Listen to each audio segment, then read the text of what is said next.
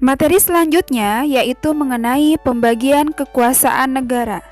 Seperti yang sudah disinggung dan dibahas di materi sebelumnya, bahwa pembagian kekuasaan negara yang disampaikan oleh seorang tokoh bernama Montesquieu dengan teorinya bernama Trias Politica membagi pembagian kekuasaan negara menjadi 3, yaitu kekuasaan legislatif atau legislative branch, kekuasaan eksekutif atau executive branch, dan kekuasaan yudikatif atau judicial branch.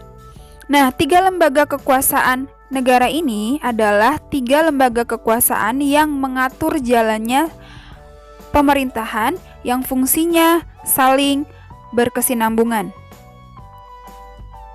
Di mana fungsi eksekutif yaitu sebagai pelaksana dalam pemerintahan atau pelaksana aturan undang-undang yang dibuat oleh legislatif.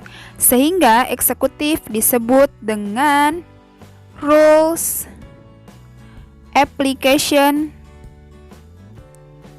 function atau fungsi pelaksana. Sedangkan legislatif yaitu lembaga kekuasaan negara yang memiliki kewenangan untuk membuat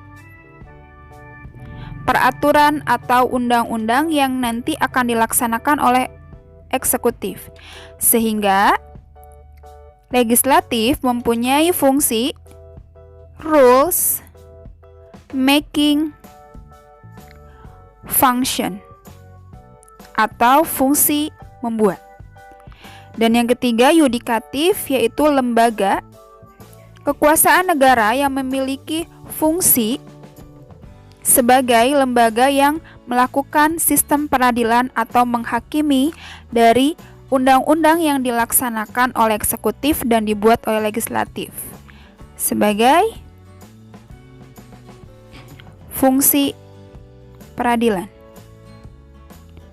Sehingga yudikatif disebut juga fungsinya rules, adjudication, function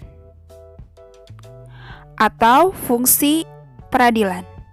Nah, ketiga lembaga kekuasaan negara ini yang pada akhirnya akan menciptakan satu kondisi di mana tatanan negara dapat berjalan dengan baik sesuai dengan fungsinya dan menciptakan satu kondisi disebut dengan good government atau pemerintahan yang baik, yang ideal, yang madani.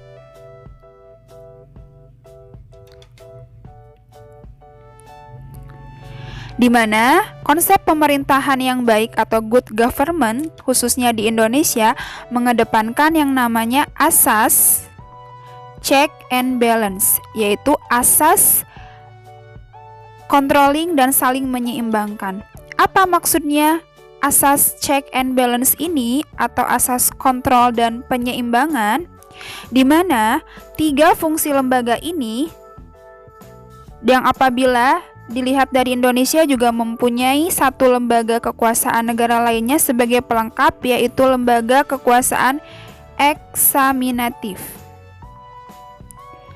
atau fungsinya yaitu mengatur atau mengontrol jalannya keuangan negara.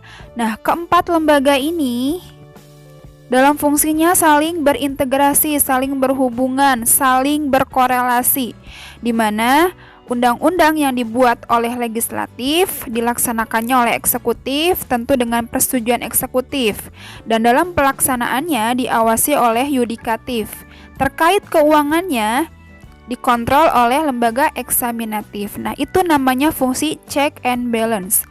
Nah, sampai sini mudah-mudahan apa yang Bunda jelaskan cukup terpahami dengan baik ya. Nah, gimana tadi? Cukup jelas kan apa yang Bunda jabarkan? Semoga bisa terpahami dengan baik ya. Sekarang, yuk buktikan dengan past test-nya.